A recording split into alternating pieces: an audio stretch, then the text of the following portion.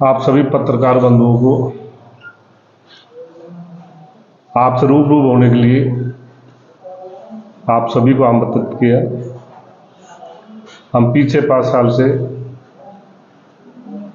Congress party में थे और कांग्रेस पार्टी के लिए कार्य किए।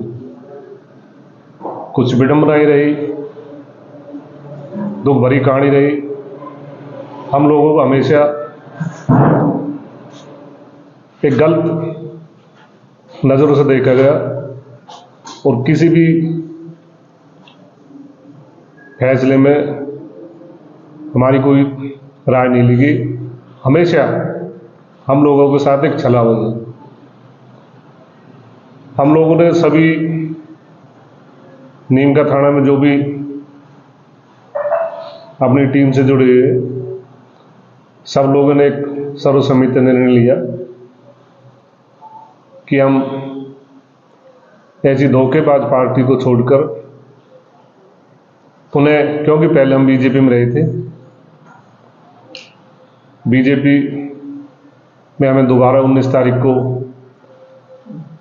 केंद्रीय नेतृत्व, प्रदेश नेतृत्व, सभी भाजपा कार्यकर्ताओं ने बड़े जोर खरोश से हमारा स्वागत किया। उसके लिए मैं तहे दिल से पूरी भारतीय जनता पार्टी का बहुत बहुत आभारी और शुक्रगुजार हूँ। अब सभी आप छायाकार बंधुओं के माध्यम से यही बताना चाहता हूँ, क्योंकि उस दिन समय का अभाव था, काफ़ी लेट हो गए थे। आपके माध्यम से मैं पूरे क्षेत्रवासी को यही बताना चाहता हूँ कि हम और आप सब मिलकर भाजपा के नेतृत्व में, मोदी जी के नेतृत्व में भाजपा को मजबूत बनाएंगे और आने वाले समय में यहाँ से भाजपा पार्टी को विजयी कराकर भेजेंगे। और पूरी मेरी टीम निष्ठावान कार्यकर्ता जो भी पार्टी आदेश करेगी उस पार्टी की लाइन पर चलकर पार्टी की सेवा करेंगे। मैं पुनः यहाँ पर पधारे हुए सभी पत्रकार बंधुओं, छायाकार बंधुओं, आपका तहे दिल से शुक्रगुजार हूँ कि आप एक छोटे से नोटिस पे आप अपने इतने कीमती व्यस्त समय निकाल कर आप आए। आपका हार्दिक अभिनंदन और स्वागत है। मैं पुनः दिल की गहराई से आप सभी क्षेत्रवासियों का स्वागत करता हूं और आप सभी पत्रकार बंधुओं का स्वागत करता हूं। राम राम साहब। मेरी भूमिका पार्टी में एक कार्यकर्ता के तौर पर रहेगी।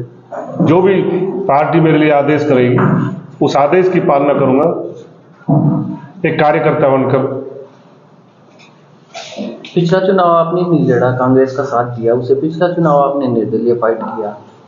अब चुनाव को लेकर आपका क्या है? अब मेरा चुनाव को लेकर यही है, भाजपा पार्टी में हम 19 तारीख को सम्मिलित हुए हैं।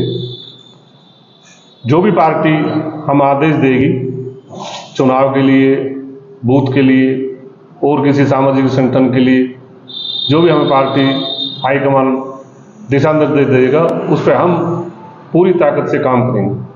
आपकी खुद की चुनाव लड़ने की तैयारी है पार्टी अगर टिकट दे तो? हाँ, अगर पार्टी टिकट देती है तो हम पूरी तैयारी से चुनाव लड़ेंगे। जो भी पार्टी हमें दिशा निर्देश देगी उसके करने के लिए हम पूरी तरह बाध्य हैं। तो आपने टिकट मांगी है?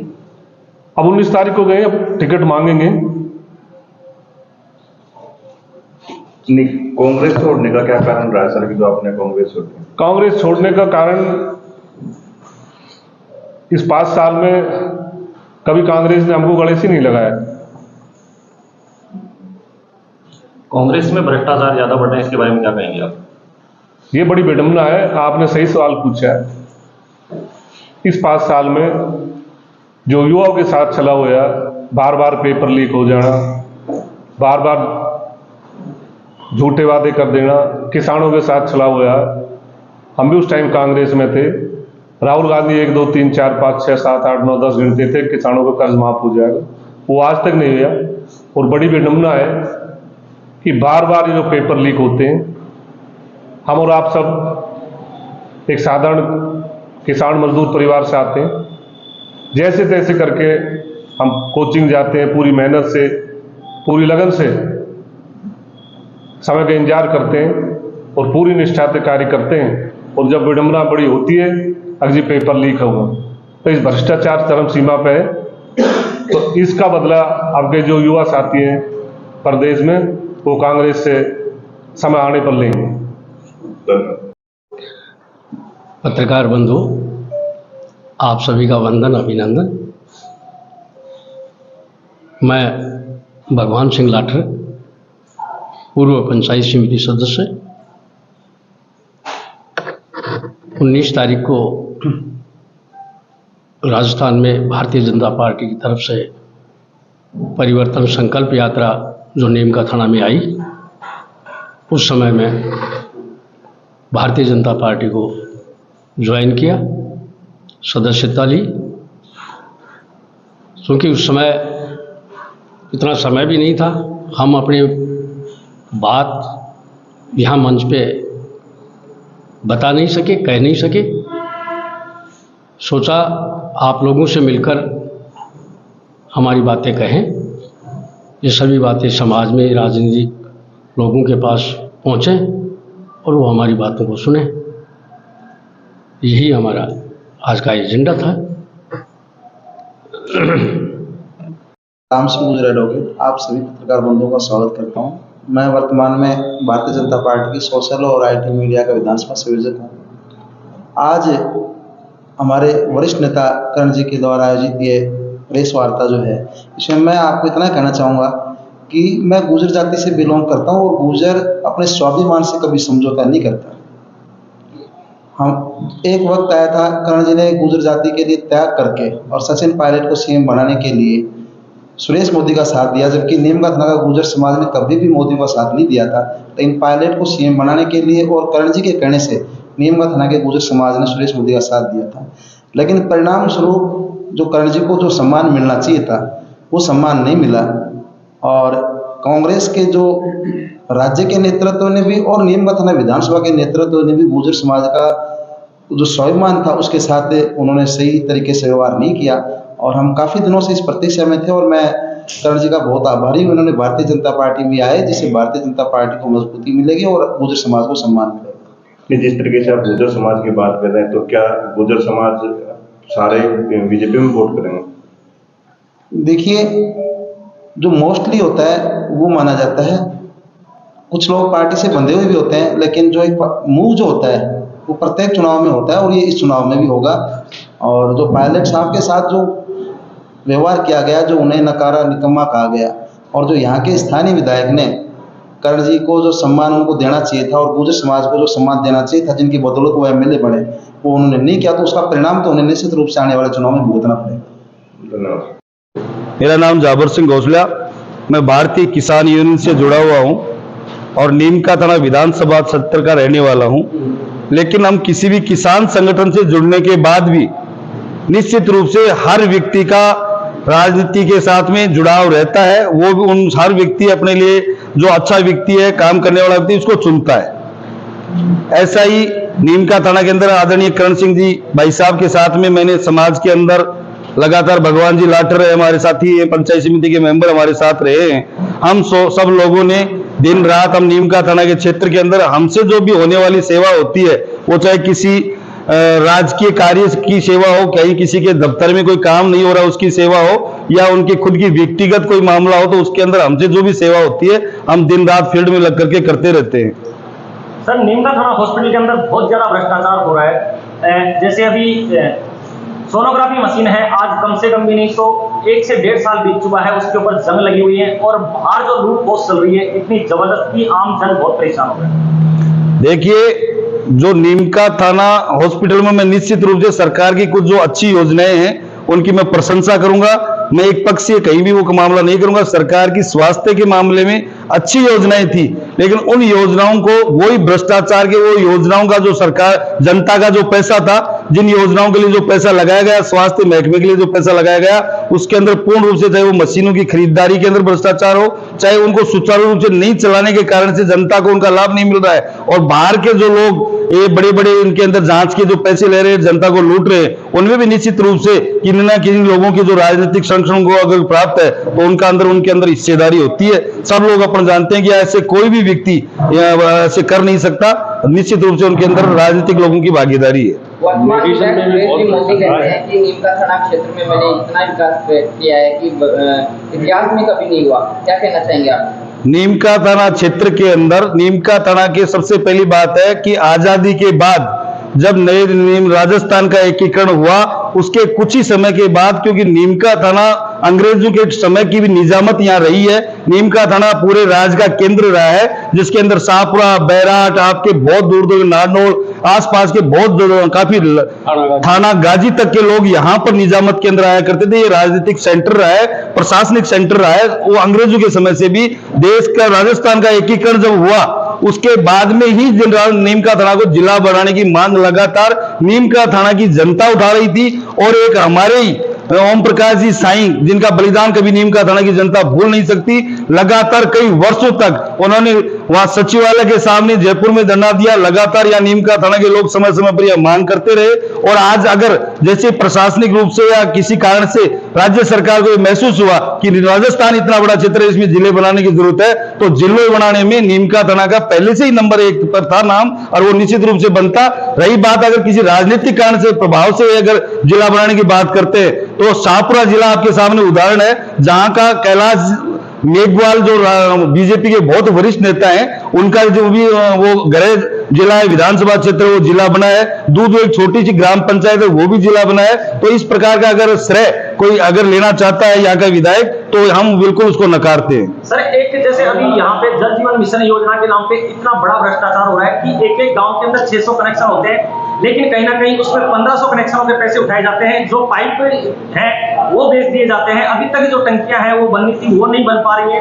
आम जन को इन समस्याओं से जूझना पड़ रहा है, इसके बारे में क्या कहेंगे? इसके बारे में मैं आप लोगों को बताना चाहता हूं कि ये बहुत बड़ा जनता के पैसे का जो दुरुपयोग है। जनता आज फ्लोराइड का पानी पी करके, खराब और गंदा पानी पी करके बीमार हो रही है। हमारा नीमका थाना क्षेत्र पूरा, जहां का पानी का TSS बहुत इतना ज्यादा पानी खराब है, वो पानी खराब पीने के लिए जनता यहाँ की मजबूर है। क्योंकि जो केंद्र सरकार की जल जीवन जैसी बड़ी मिशन की योजना थी, जिसके लिए शुद्ध पेयजल हर घर तक नल पहुंचना चाहिए था, उसके लिए केंद्र सरकार ने पूरा पैसा दिया, पूरा इंफ्रास्ट्रक्चर डेवलपमेंट के लिए पैसा दिया। लेकिन आज गांव के अंदर जगह जगह खाई खोद करके सिर्फ पाइप डाल दिए गए, और बहुत सारी जगह उन पाइप को ही बेच करके ठेकेदार खा गए। आए दिन आप लोगों के पत्रकार बंधुओं के द्वारा, जो मीडिया के द्वारा, प्रिंट मीडिया के द्वारा हम लोग अखबारों में पढ़ रहे हैं, तो ये बड़ा शर्मनाक विषय है। इसके ऊपर यहाँ की राज्य सरकार इतनी नकारा हो गई कि वो कम से कम इसकी मॉनिटरिंग भी सही ढंग से नहीं कर पा रही है। यहाँ जो अभी वर्तमान विधायक है सुरेश मोदी, उनका एक वादा है कि मैंने यहाँ नीमका थाना तहसील के अंदर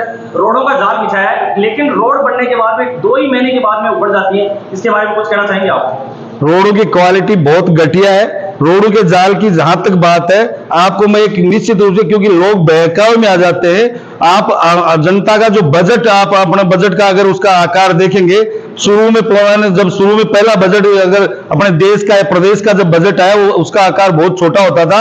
आज बजट इतने बड़े आ रहे हैं, उसमें हर जगह पे, नीमका थाना में नहीं, आप खंडेला में देख लीजिए, श्रीमाधोपुर में देख लीजिए, जहां भी है, ये पैसा तो यहाँ जनता का पैसा है, वो आया है और वो लगा है, लेकिन उसकी भी क्वालिटी अगर ठीक नहीं हुई तो निश्चित रूप से यहाँ के राजनेताओं की कमी है कि उन्होंने उस चीज को, घटिया निर्माण को उन्होंने देखा नहीं है। धन्यवाद सर। सरकार पे आरोप लगा रहे हैं नीमका थाना विधायक पर, तो इसका क्या कारण है सर? कि मैंने देखा है कि आप पिछले चुनाव में उनके साथ थे, तो और आप उसी पार्टी में रहे हैं, फिर भी आप इस बार उन पे आरोप लगा रहे हैं, कारण क्या है आपका आरोप लगाने का? मैं राज्य सरकार पे कोई आरोप नहीं लगा रहा हूं। मैं नीमका थाना, जो वहां के इनके नुमाइंदे जो विधायक है, वो खुद ही राज्य सरकार और पार्टी के गद्दार है। उन्होंने कांग्रेस पार्टी के साथ गद्दारी की है, कांग्रेस पार्टी के सिंबल के ऊपर चुनाव लड़ने के बाद, और वो लोग पार्टी को छोड़ करके मंत्री बनने के लालच में आकर के छोड़ करके भग गए। वो पार्टी के वफादार लोग नहीं है। अभी आप पिछले चुनाव में साथ रहने के साथ साथ आपने अभी ये आरोप लगाया कि सर मैं विधायक को यहाँ का एक निकम्मा और नकारा आपने बताया है, इसका क्या कारण है सर आपको निकम्मा और नकारा बताने का? इसका कारण यह है कि हमने विधायक के साथ में एक इस प्रकार की एक टीम, माननीय करण सिंह जी बोपिया, जो 2014 के चुनाव में करण सिंह जी बोपिया ने भी निर्दलीय चुनाव लड़ा और माननीय ये सुरेश मोदी जी ने भी निर्दलीय चुनाव लड़ा।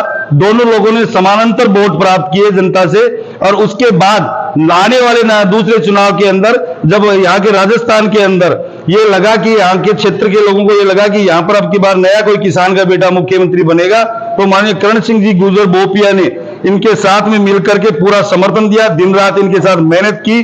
और जब उनको ऐसा समय आया जब जिन लोगों के वोट मोदी जी को दिलवाए, उन लोगों का किसी भी काम, उनका व्यक्तिगत भले ही काम हुआ हो, चाहे विकास का काम हो, करण सिंह जी बोपिया ने जब भी किसी काम के लिए उनको कहा तो उनके किसी काम को उन्होंने नहीं सुना।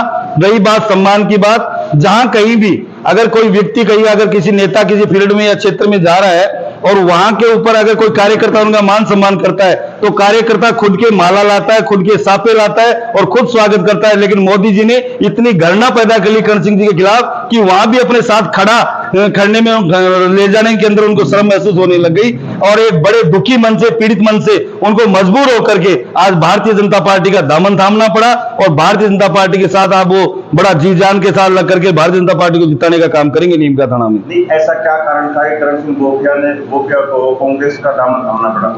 ऐसा कोई कारण नहीं था। इससे पहले हम भारतीय जनता पार्टी के अंदर टिकट मांग रहे थे, हमें टिकट भारतीय जनता पार्टी ने नहीं दिया था। हमें ये लगा कि हमारे जो मांग है, हम कार्यकर्ता थे भारतीय जनता पार्टी के, हमें टिकट नहीं मिला, तो उससे हमने ये कहा कि भाई हमारा न्याय, हर कार्यकर्ता को हक है कि हमें टिकट मिलना चाहिए। वो टिकट नहीं मिला तो हमने उनको साथ दिया कि हमारे पास ताकत है, और उसका एहसास कराया हमने सुरेश मोदी को जिता करके। ये एहसास करवाया कि हम जनता के बीच में रहते हैं, जनता के लोगों के काम करते हैं, उनकी सेवा करते हैं। क्या अब बीजेपी ज्वाइन करने का टिकट ही एक मांग है? नहीं, हमारी कोई मांग नहीं है, कोई कंडीशन नहीं है, कोई शर्त नहीं। बिना शर्त के हम पुनः एक कार्यकर्ता के रूप में काम करने के लिए बीजेपी के अंदर शामिल हुए हैं। अभी आपने कहा कि हमें टिकट नहीं दी, इस वजह से हमने कांग्रेस ज्वाइन की थी, तो अभी आप अब हम ऐसा किसी भी हमारी कोई मंशा नहीं है। हम कार्यकर्ता के रूप में काम करेंगे, और भारतीय जनता पार्टी जिस भी व्यक्ति को टिकट देगी नीम का थाना के अंदर, उस व्यक्ति को जिताएंगे, क्योंकि जिस व्यक्ति के साथ हमने उसने हमारे साथ घोर अन्याय किया है, धोखा किया है।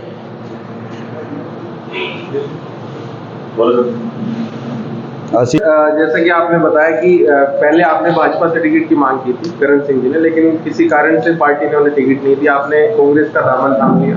पुनः कांग्रेस से नाराजगी के चलते या राजनीतिक महत्वाकांक्षा भी कह सकते हैं, इसके चलते आपने पुनः भाजपा का दामन थाम लिया। तो ऐसे में करण सिंह जी के जो समर्थक हैं उनको कैसे विश्वास मिलेंगे, क्योंकि एक कम समय के अंतराल में बार बार 2 बार पार्टी चेंज कर चुकी है। करण सिंह जी के समर्थक तो बहुत दुखी है, और हमारे सभी समर्थकों ने जब ये कहा कि भाई जब आप हमारे कोई काम नहीं करवा सकते, हमने आपके कहने पे वोट दिया है, हमने आपके कहने पे मोदी जी को जिताया है, और आप लोगों को भी, खुद को भी सम्मान नहीं मिल रहा है, हमें भी कोई सम्मान नहीं मिलता है। मोदी जी घर पे गए कार्यकर्ता से, व्यक्ति से, अगर उनको ये पता चल जाए कि ये करण सिंह जी का टीम का मेंबर है, तो उससे बात तक करना मुनासिब नहीं समझते।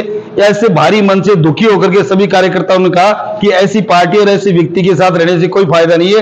रही बात यह है कि हम कांग्रेस पार्टी से कोई ज्यादा दुखी नहीं है, जितना यहाँ का क्षेत्रीय विधायक जिसने कांग्रेस को भी ठगा है और हम लोगों को भी ठगा है। कांग्रेस के साथ भी धोखा किया इन्होंने। सर, वह पार्टी विशेष छोड़ के आपका व्यक्ति विशेष विरोध है या पार्टी विशेष विरोध है?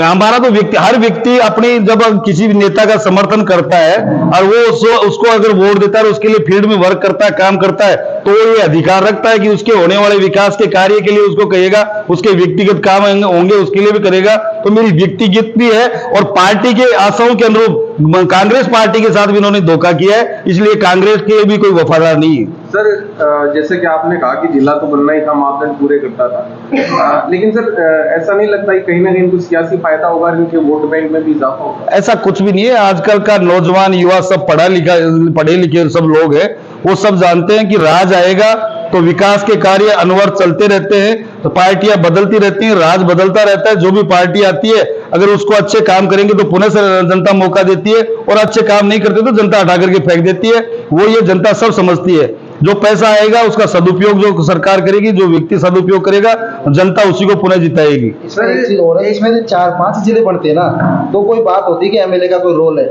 19 जिले बने, 19 जिलों में नीम का थाना जिला बन रहा है, तो इसमें एमएलए की रोल जैसी कोई बात नहीं है। सर, एक आम सवाल हो चुका है नीम का थाना की राजनीति में कि सदैव एक जो क्षेत्र का प्रतिनिधित्व करते हैं, जो जनप्रतिनिधि, उनके ऊपर एक सर टैग लगा दिया है कि भारी नेता। तो सर, ये क्या है? भारी शब्द क्या है?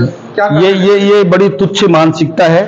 पूरा भारत राष्ट्र एक है, पूरा प्रदेश एक है और हमारे संविधान के अंदर अधिकार है कि भारत का नागरिक भारत के किसी भी कोने में, किसी भी राज्य में जहां अपना व्यापार और सेवा करता है वो वहां से चुनाव लड़ सकता है। इस प्रकार की बातें पहले बड़ी भ्रामक है, ये पहले चलती थी। क्षेत्रीय व्यक्तियों की कोई वो जागीर नहीं है। आज मोदी परिवार ने इसको जागीर समझ रखा है। लगातार की टिकट मिलना चाहिए तो मोदी परिवार को मिलना चाहिए।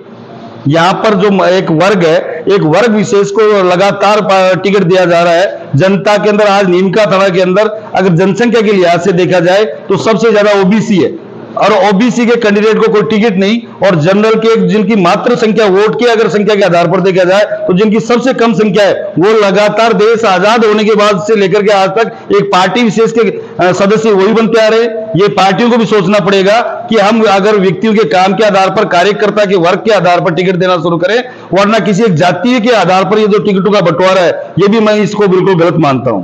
सर, भारतीय किसान यूनियन में बतौर आपने पदाधिकारी काम भी किया। पहले आप पूर्व प्रदेश अध्यक्ष भी थे, वर्तमान में आप जो राष्ट्रीय कार्यकारिणी में महासचिव हैं। तो सर, ऐसे में कौन सी पार्टी है जो किसानों की हितैषी आप मानते हैं, प्राथमिकता किस पार्टी को? एज ए भारतीय किसान यूनियन बात करें तो हमने 13 महीने तक भारत की भाजपा सरकार के खिलाफ भी हमने सड़कों पे आंदोलन किया है। हमारे किसानों की मांग, एमएसपी की जो मांग थी, उसके लिए भी केंद्र की सरकार ने जब ये कहा कि हम आपकी इन कानूनों को हटाते और एमएसपी की मांग के ऊपर पुनः विचार करके इसको लागू करेंगे, इसलिए हमारे बड़े नेताओं ने वो आंदोलन खत्म किया था। और आज की जो ये बात है, मैं यहाँ का नागरिक हूं, ये मेरा व्यक्तिगत निर्णय है, ये मेरी कोई भारतीय किसान यूनियन पार्टी का निर्णय नहीं है। मैं व्यक्तिगत एज ए नीमका थाना का मतदाता होने के नाते मेरे विचार प्रकट कर रहा हूं। सर, भाजपा में आप पूरा शामिल हुए हैं कांग्रेस को छोड़कर। वर्तमान में नीमका थाना क्षेत्र में भाजपा की क्या स्थिति देखते हैं? वर्तमान में भाजपा चुनाव जीत रही है 100%। आप लोगों को बड़े भरोसे के साथ मैं भरोसे के साथ कहना चाह रहा हूं कि नीमका थाना में आने वाले समय पे भारतीय जनता पार्टी का उम्मीदवार बहुत बड़े वोटों से जीत रहा है। नहीं, अभी तक तो देखा जाए तो सर टिकटों का बंटवारे को लेकर भी भाजपा में बहुत खींचतान है। और अभी कुछ दिन पहले जब परिवर्तन यात्रा आई थी उसमें भी देखा कि भाजपा के 4 टुकड़ों में नजर आ रही थी, तो उसके बारे में आप क्या कहेंगे? वो पार्टी का अंदरूनी मामला है। पार्टी और संगठन, अगर पार्टी का कोई वफादार अगर अपने आप को कार्यकर्ता कहता है और भारतीय जनता पार्टी का टिकट मांग रहा है तो टिकट मांगने का सबको अधिकार है। लेकिन अगर वो वाकई में सच्चा और सही है तो पार्टी जिसको भी टिकट देगी उन सब लोगों को उसके साथ होना पड़ेगा। मेरा प्रश्न है सर, आप दोबारा सुने। मेरा प्रश्न ये है कि अभी जब परिवर्तन यात्रा आई थी तो बीजेपी की 4 टुकड़ों में बटी नजर आ रही थी, उसके बारे में आप क्या कहेंगे? वो 4 जगह पे उन लोगों ने अपनी अपनी जगह पे स्वागत किया। वो हर आदमी, हर कार्यकर्ता अपनी ताकत दिखाना चाहता है, तो वो कोई अलग इश्यू नहीं है। जैसे टिकट की घोषणा होगी ये सब लोग एक होकर के चुनाव लड़ेंगे। ठीक।